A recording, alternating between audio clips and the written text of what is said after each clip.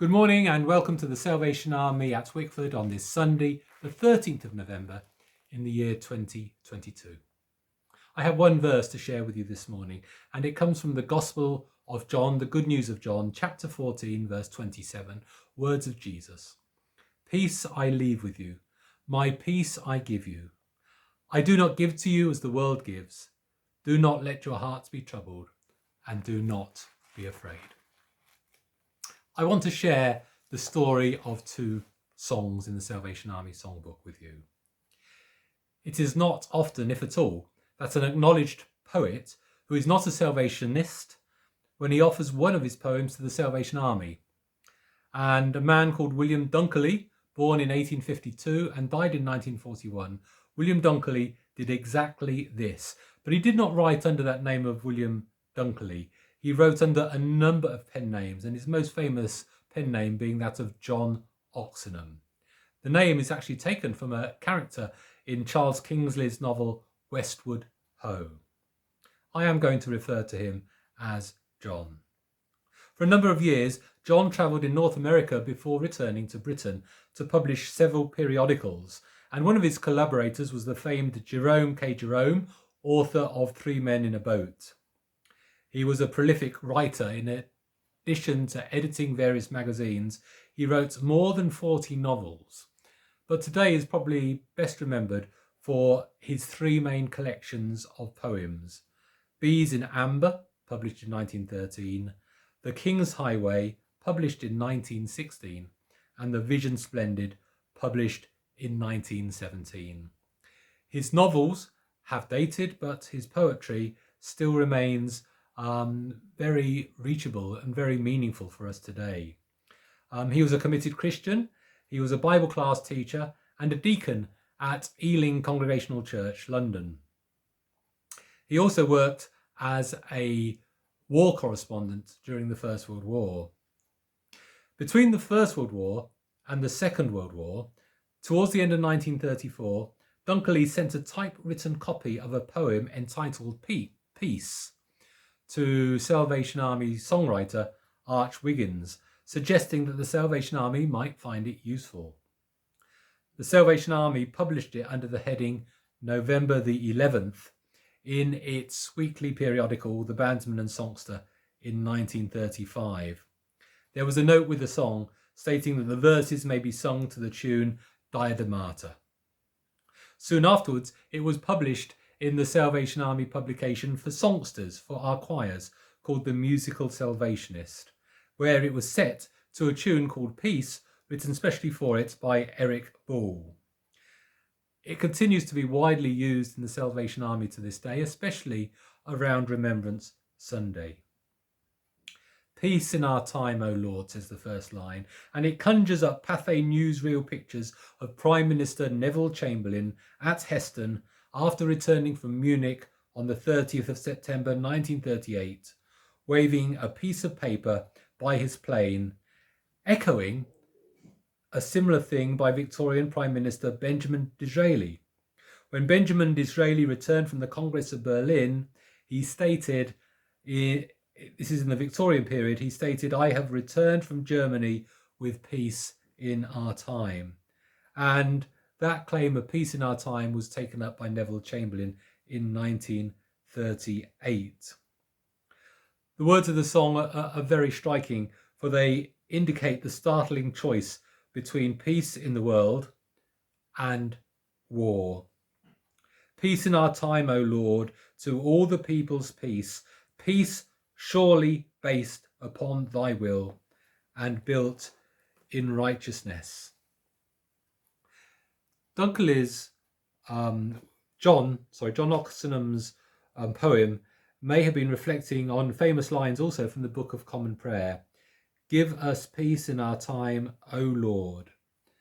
Give us peace in our time, O Lord. And that again is reflected in a hymn as ancient as the 7th century Greek hymn. So that's 1300 years old. So we can trace this element of the desire for God to give us peace in Christian poetry for 1300 years. And of course, no wonder Christian poets want to celebrate this because of the promise of Jesus. I started with, peace I leave with you, my peace I give you. I do not give to you as the world gives. Do not let your hearts be troubled, and do not be afraid. So we're going to listen to this song by John Oxenham, Peace in Our Time, O Lord.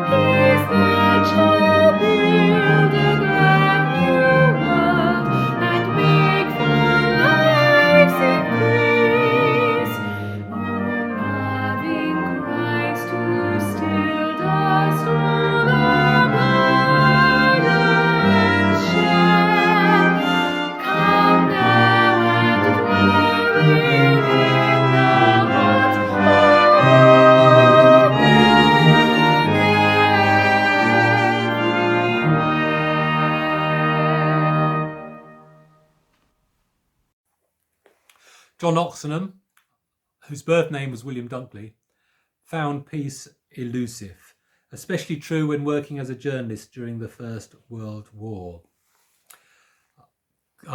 Brigadier Gordon Avery says this in his companion to the Salvation Army songbook published in 1961. He said, John was a Fleet Street journalist during the First World War, knowing the strain of hectic days and then nights of Zeppelin raids, and the author felt a need for rest and quietness. And so it was in 1915 that he took a holiday on Dartmoor, and he felt the need, in his search for quietness, to go down and find this peace and quiet. And he called this period of his life a white stone time. He just loved the buildings of Dartmoor. And to him, the greystones that you see on much of the moor were really just masking this whiteness, this purity of peace that he longed to find.